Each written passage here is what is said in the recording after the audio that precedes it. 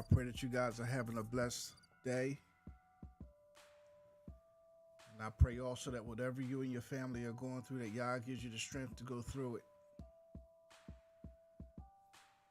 Today, we're going to be reading from Hebrews 11. Hebrews 11. And the title is Right Now. Right now. I don't want to walk by faith. I want it right now. I know you said it. I'm going to keep reminding you of it until I get it. I want it right now, Yah. That's how long my faith is. As soon as you say it, I want it delivered. So please go get your Bibles and let's read together. And while you do that, I'm going to read my declaration. Because my declaration is to open the eyes to those that have an ear to hear what the Ruach HaKodesh is saying to the assembly. And to set the captives free and to heal the sick and to draw us closer to Elohim. And also to show you the connection between the law and the New Testament every chance that I get. But always with respect. And from there, we go to 2 Chronicles 7:14. If my people, which are called by my name, shall humble themselves and pray and seek my face and turn from their wicked ways, then I will hear from heaven and I will forgive their sin and I will heal their land. And from there, 2 Corinthians 7:9, I now rejoice, not that you were made sad, but that you were made saddened into repenting. For you were made sad according to Elohim, so that you suffered no loss from us. For sadness according to Elohim works repentance to deliverance, not to be regretted, but the sadness of this world works death. From there we go to Matthew 6:33, but seek ye first the reign of Elohim and his righteousness, and all these matters shall be added unto you. Isaiah 4:6, my people have perished for a lack of knowledge. Because you have rejected knowledge, I reject you from being priests for me. And since you have forgotten the Torah of your Elohim, I also forget your children. Father, I pray that you give me more wisdom and more understanding in your word. I pray that you allow me to have a better vocabulary and a better way of getting my point across. Because I believe that some of the things that's affecting our walk, do stuff, is because I don't think that we have the proper faith because we're human. What do I mean by that? I think we want it right now. Especially today, when you have a promise that if I seek ye first the kingdom of Elohim and your righteousness, and all these things are going to be added unto me. I'm looking around the corner for it right now. When you told Abraham that he was going to be the father of many nations, he came back to you, and he said, about that thing you said, how do I know? Right? I think that we are not on your time like we should be. I think that something is affected, something is disconnected between you and us, and we're looking for it right now. I want my faith to be hours long. When I call for your healing, I want it to be in the same hour. If it's not, you're not there. You don't love me. You're not real. Something needs to be fixed so that your children can match up with you, and that alleviates all doubt. Right now, as soon as I lay hands on the sick, the Bible tells us that they instantly recover, or within that same hour. Right now, Yah. Right now for your manifestations. Right now for your healing.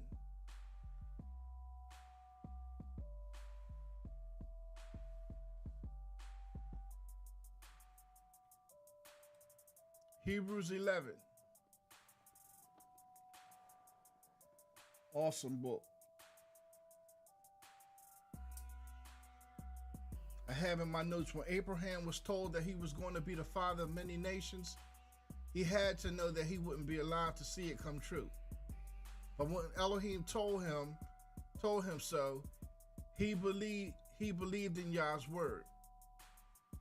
Simply because Yah said something, Abraham expected it, even though it was not seen. And that's the most important thing. It's 2 times in the Bible that a story happened. And it's almost like the human side of us is not lined up with Elohim when he says stuff. And one of them was in Genesis when he talked to Sarah, when he talked to Abraham. And he told Abraham that this time next year, I'm going to revisit Sarah and she's going to have a son. And the covenant that's made between me and you guys are going to be between you and Sarah as husband and wife, and not you and not between, it's going to be between Abraham and Isaac, with Sarah's help, of course.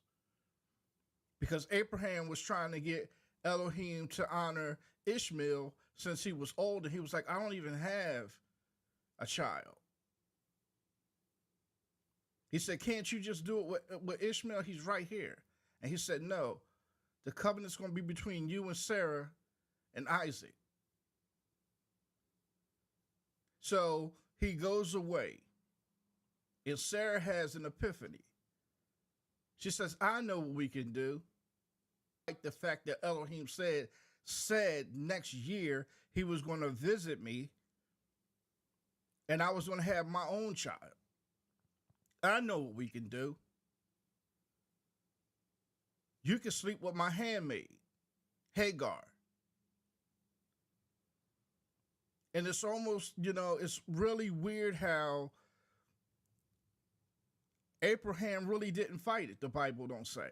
The Bible was like, okay, I'm, maybe you on something. But I can tell by the way the Bible reads that Abraham was wrong for doing so, because when Isaac was born and Sarah didn't want Hagar and Ishmael around no more, and Sarah said to Abraham, well, let's go before Elohim and present our case. Abraham was like, nope, whatever you want to do is fine. Because I know if I stand before Elohim as a couple, based on what he said to us when he was walking by my tent and the conversations that we had when you was behind the door laughing, I know I will be wrong and judgment will come on me. So that's one story, right? What was the other story? The other story was when he told Adam and Eve not to eat of the fruit. He says you can have everything that is out here except what is in the middle of the garden.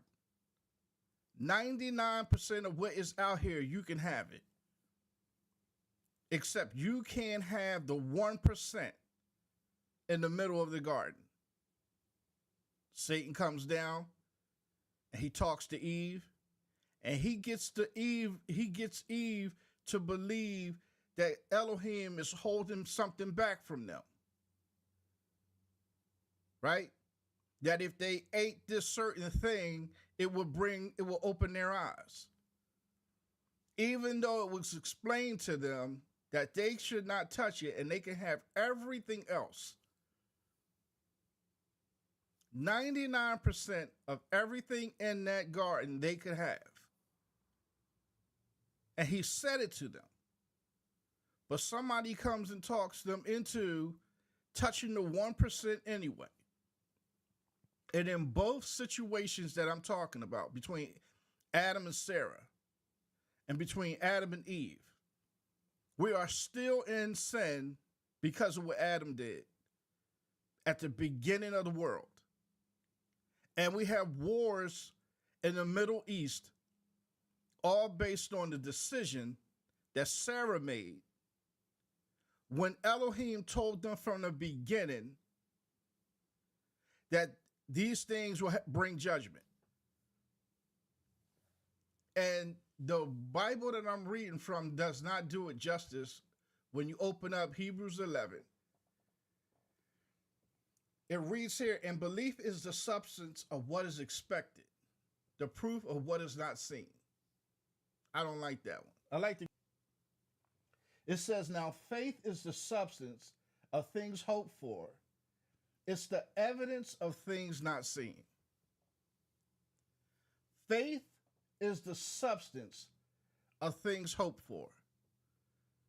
What are we hoping for? Let's stick with Abraham and Sarah. On the night that Elohim was walking by Abraham's tent. Where are Abraham and Sarah's now tonight? And let's say sitting in my tent doorway of my tent, I see three figures going by. And I run out and I beg them to stay and to spend the night with me. And I'm going to make them something to eat. And let's just have a conversation. And then the conversation opens up and I realize that I'm talking to a messenger of the Most High. And the messenger says, we're going to take you up on your offer, and we're sitting down and we're having fellowship. And the messenger is telling Abraham that this time next year, I'm going to visit Sarah and she's going to have a child. Man does not live by bread alone, but by every word that proceeds out of the mouth of Elohim does man live.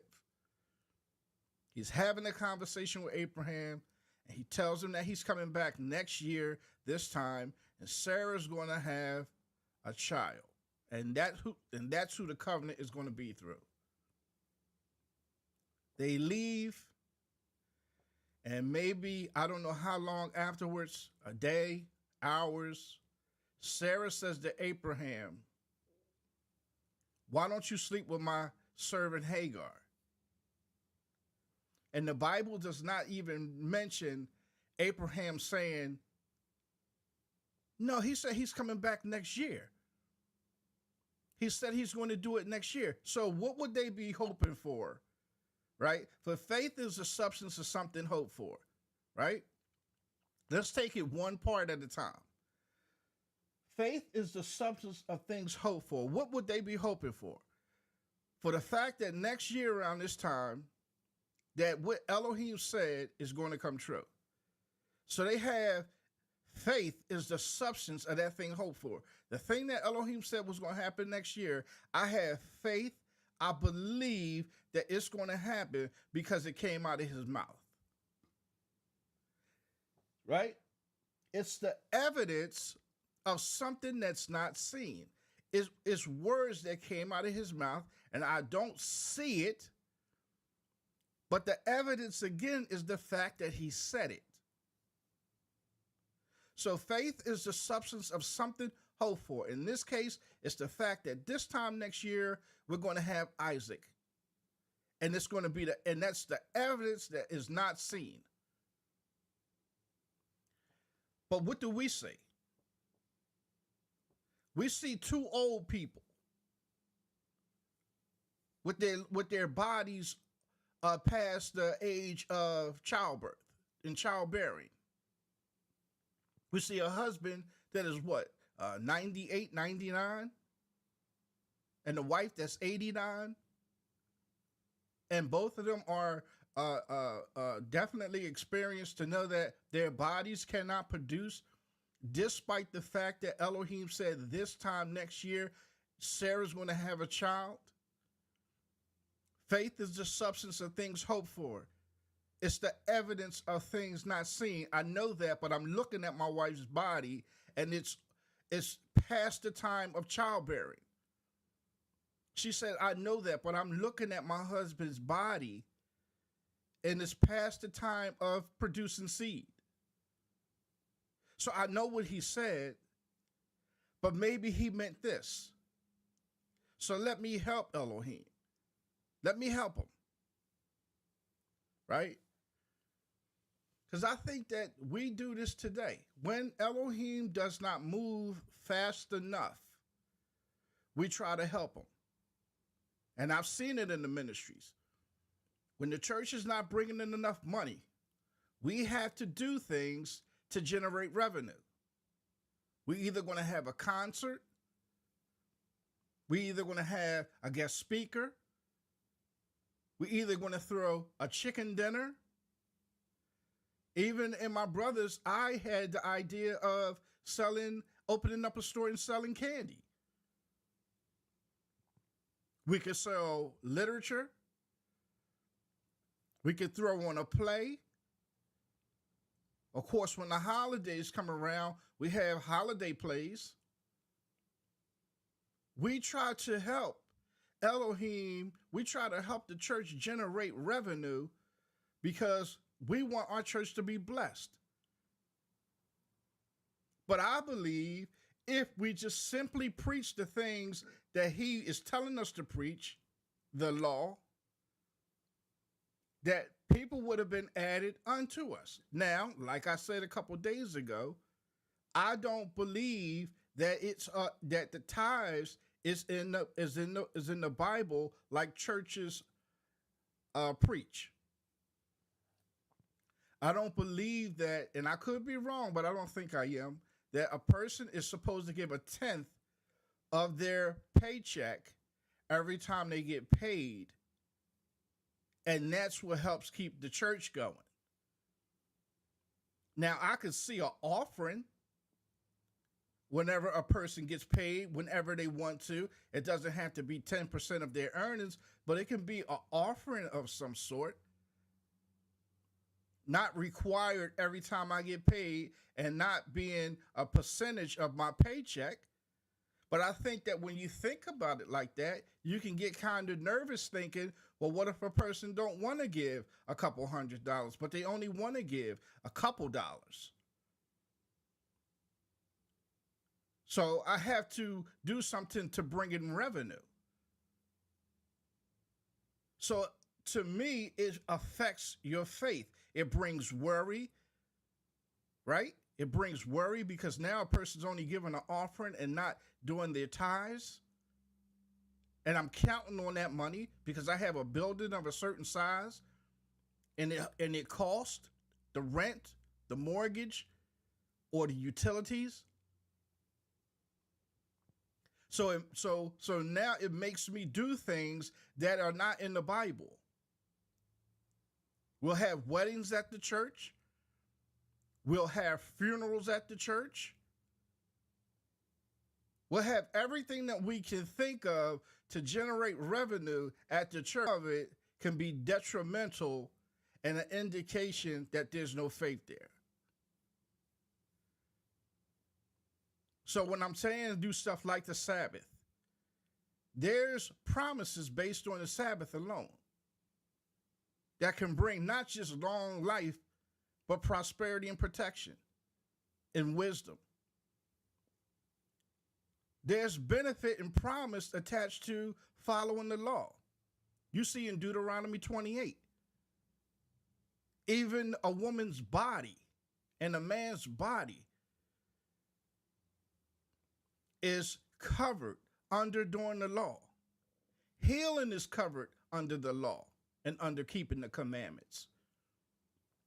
Honoring the feast days are honored and are rewarded by Elohim when you do them. The protection of your family, provisions is covered under the law and under commandments. But because we say we don't have to do the law and the commandments, that we just are under grace, I think this is why the ministry is suffering and there's no manifestation of Elohim. So since there's no manifestation of Elohim spiritually, we have to do stuff to generate revenue physically. Now we have to be smart in conjuring up ways to make money instead of letting Elohim do it under the law and the promises of the covenant. So the point is that faith is the substance of things hoped for. It's hoping that maybe your ministry can be the ministry that has a lot of people saved, soul saved. But it's the evidence of that thing that you cannot see that's making you do things contrary to the word of God. And it's hurting us individually, and it's hurting us as a family and community and neighborhood, and it's only going to get worse because we are so stiff-necked. Instead of it being a church where there's different cultures in it, we have the black church and there's the white church.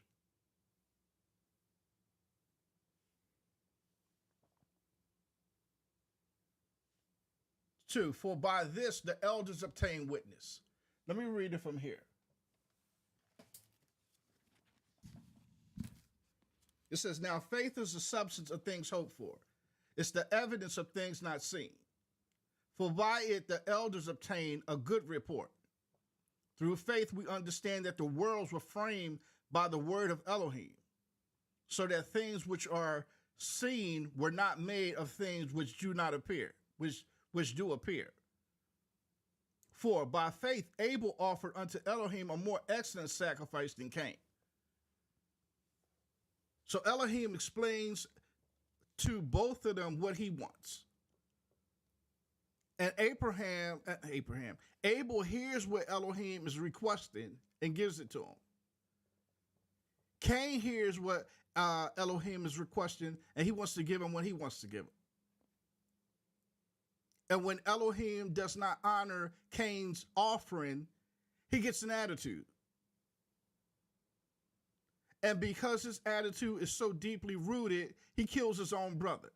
That's the first murder in the Bible. Because he's jealous that Abel has a better relationship than he does, despite the fact that Abel is only doing what came out of Elohim's mouth. And that's the same way today. Anytime you're trying to do what Elohim say to do, people are not going to like you. And they're going to want to find a way to stop you. 5.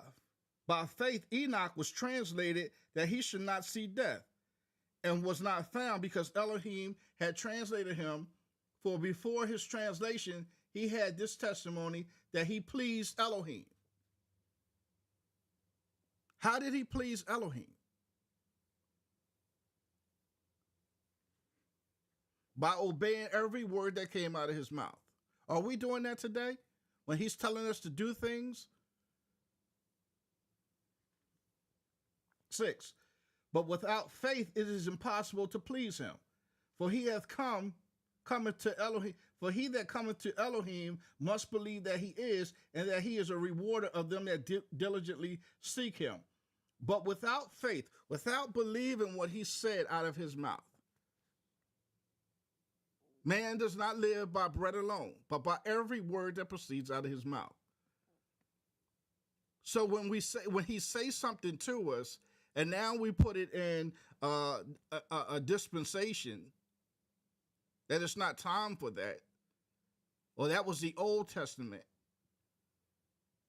When we reduce what he's telling us to do, it makes his word of no effect. Now we have to come up with a way to make it look like he's blessing us.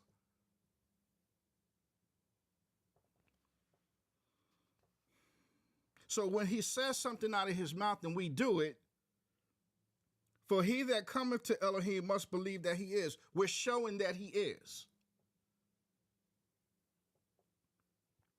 And that he is a rewarder of them that diligently seek him. 7. By faith, Noah, being warned of Elohim of the things not yet seen, Noah built the ark because he was told to. He never saw rain. He never seen the skies open up. But Elohim told him, you got 120 days to build this ark, 120 years to build this ark. And in that same time, you had the men of this world, the evil men of this world, have 120 years to get it right. By the time this ark is done and you guys go in and the door is shut, it's going to be too late. And Noah tried to witness to these guys as he built the ark. And for 120 years, they laughed at him. It coming down. And Noah and his family go inside. The very same people that was laughing at him are now surrounding the ark, knocking on the door, trying to get in. Because you have a man and 7 other people believing that something's going to happen in 120 years. So let me get on this project. And then you have a whole city and nation of people that's saying that man and his family is crazy. 8, by faith, Abraham, when he was called to go out into a place which he should after receive for inheritance, obeyed. And he went out, not knowing whether he went. Elohim said, go to a place that I'm going to show you. He starts traveling. Faith is the substance of something hoped for. What is he hoping for? That place that Elohim is telling him that he's going to give me. But it's the evidence of things not seen. He can't see it from where he is right now. Now, you know, Abraham could have said, I was hoping that that thing was like maybe 1 or 2 hours away. But nevertheless, not my will, but your will be done. Look at Yahshua in the garden of Eden, right? Well, what was he at? Yeah, not in the Garden of Eden. Wow, what are you talking about? And when he was praying that cup be removed from him, he said, but nevertheless, not my will be done, but your will be done. Yahshua was sweating great drops of blood because he didn't want to do it. But he knew in order for us to have a fighting chance, he had to do it. He had to put his feelings aside. 9, by faith he sojourned in the land of promise as a strange country, dwelling in tabernacles with Isaac and Jacob, the heirs with him of the same promise. In a strange country. 10, for he looked for a city which had fountains, whose builder and maker is Elohim. 11, through faith also Sarah herself received strength to conceive seed, and was delivered of a child when she was past age, because she judged him faithful who had promised. I heard him say, I'm going to have... Now, here's the thing. She messed up when she offered Hagar, but she still took him on his offering, on his offer that same time next year. So now when she see that Elohim was true on his promise, now go kick Hagar and Ishmael out of here. But the Bible gives her full credit. Like she had faith, beyond measure, and like she never had suggested that to Abraham. To Abraham. The way this reads, 11, through faith, also Sarah herself received strength to conceive and was delivered of a child when she was past age because she judged him faithful. How you judge him faithful when you had your husband have a backup plan? But she gets 100% credit.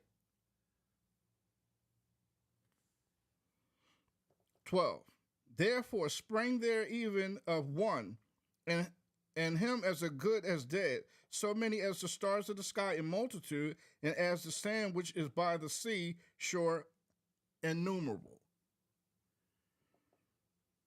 That's what they couldn't see. That's the part of the promise that they couldn't see, because they weren't going to live to see all that. But they believed it because it came out of his mouth. 13, these all died in faith, not having received the promises, but having seen them afar off. They're starting to see Isaac come along, and Isaac have kids, and Jacob come along. They see this tree growing that was promised to them by Elohim, right? And were persuaded of them and embraced them and confessed that they were strangers and pilgrims on the earth. 14, for they that said such things, come on, declare plainly that they seek a country. 15, and truly if they had been mindful of that country from whence they came out, they might have had opportunity to have returned. 16, but now they desire a better country, that is, a heavenly. Wherefore God is not ashamed to be called their Elohim, for he had prepared for them a city. 17, by faith, Abraham, when he was tried, offered up Isaac. And he that had received the promise offered up his only begotten son. He said Isaac. He said, here am I, y'all. No. Abraham, here am I. He said, go again to a place, and I'll show you. And I want you to offer up your son. Now, Abraham could have said, I'm 99 years old, and you just basically gave him to me 35 years ago. And you said that I was going to have so many children that you wouldn't be able to number them. But this is the beginning of my seed, because you're not going to promise him to Ishmael. And now you're telling me to sacrifice him? He said, but you know what? Because you said that I was going to be the father of many nations, I don't even care how you're going to do it. Tell me where to go. And Isaac being 35 years old, try to lay your 35-year-old son on something to kill him and see if he fights you, see if you can get him down. Because Isaac also had the faith that he saw his father display. He didn't fight his father and make his father chase him around the altar. Nah, you can't catch me. The way the Bible reads, Isaac laid down and let his father bind him up. He said, the wood and the fire I see, but where's the sacrifice? He said, son, Elohim is going to provide himself a sacrifice. Look at that faith.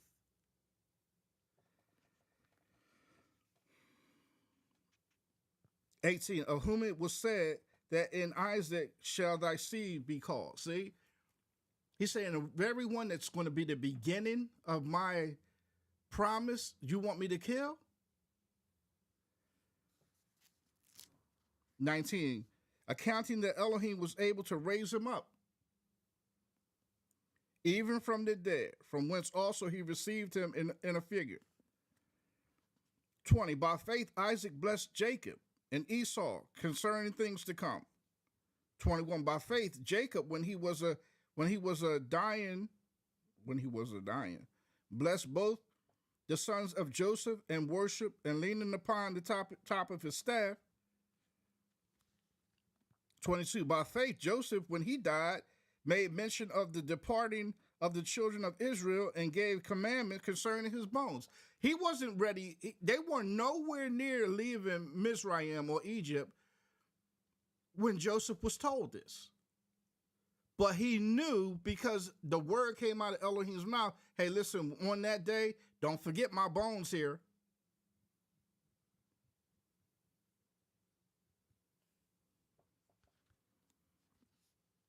"23, by faith Moshe, when he was born, was hid 3 months of his parents, because they saw he was a proper child, and they were not afraid of the king's commandment." The king was going to kill all the kids that were born. Told the nurses to kill all the male child. They wasn't afraid of that. Kept themselves calm, made them another ark, put their child in it, set them out in the water for 3 months. 24. By faith, Moshe, when he was come to years, refused to be called the son of Pharaoh because he saw something better. Choosing rather to suffer affliction with the people of Elohim than to enjoy the pleasures of sin for a season. And I think that when we suppress and do away with what he's telling us to do, that's what we're doing. That's what we're doing. He's choosing rather to suffer affliction with the people of Elohim. It's not moving as fast as I want it to. It's challenging my faith. I'm not seeing it fast enough. So I have to come up with a plan. Despite what you told me, I had to come up with a plan so that I can see the manifestations of you, even when it's not the manifestations of you.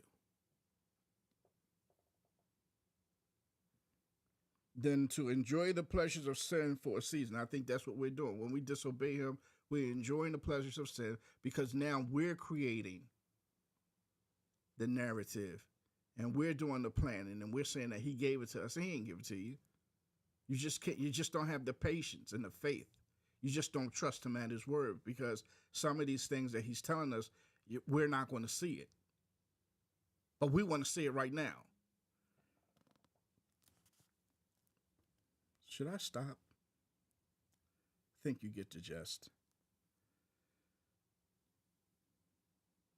Because this goes up to 40.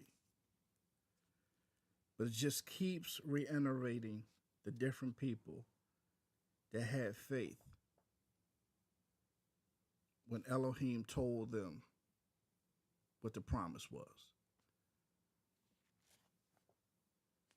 And even though he's telling us in Deuteronomy 28, 1 through 14, that these are the way that you can get healing. These are the way that you can get provisions and protection and wisdom and shalom and my covering and my blessing, even though he says that in Deuteronomy 28, 1 through 14.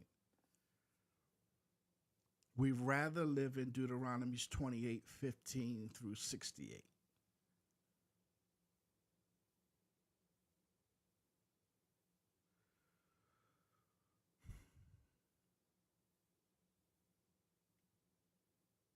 This is hard.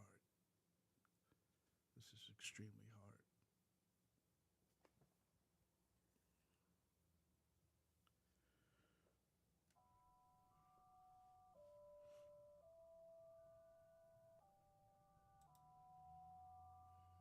Father, I just thank you for this day.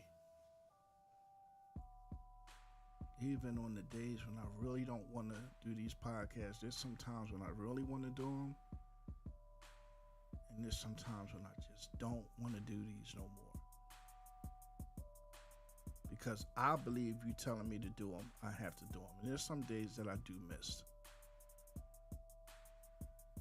But sometimes I just really believe that this is a waste of time. That's what I believe. Whether it's true or not, I have no idea.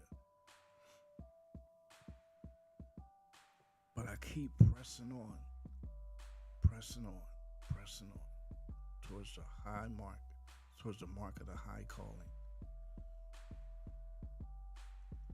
Because I can't go by what I see, right? The substance of things that I'm hoping for is the fact that you say to do it so that somebody else can be added. And as a group of people, the manifestations can work even more so that greater works can we do than you did. Got so many people sick.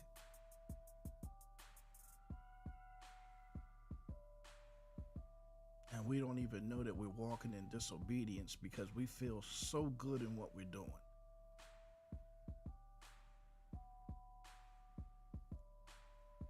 And I pray that I'm not under a strong delusion. I pray that I'm not tripping. And I'm not up here saying things that are totally against your word. because I want you to cut these podcasts off if that's the case. If I am misleading anybody, take my podcast off, because that's not what I want. There's enough problems in the world for me adding to it. I don't want somebody to be not have the ability to be in your presence because of some dumb stuff I'm saying. I'm not worried about no tithes and offerings. I'm not worried about nothing. I just, when it's something you like, you try to share it. And I'm just trying to spread your word so that we can have more healing and more deliverance.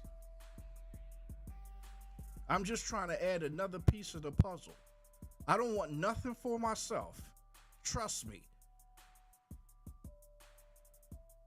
So if I am misleading anybody, shut this thing down. If I'm telling people that they need to be doing things that clearly they don't need to be doing, then shut it down. I don't want to be under a strong delusion, and I don't want them to be under a strong delusion under my word. I don't want to be having a reprobate mind.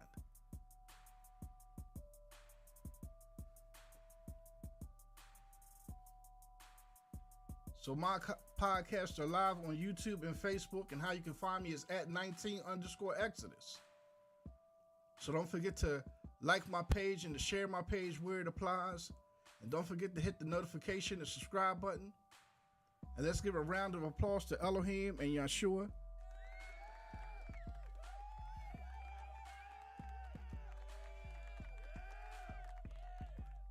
Because they're worthy to be praised from the rising of the sun to the going down of the same. And a shout out to Mr. Richard Turner for my background music. And I hope and I pray that you guys have a good night. Shalom.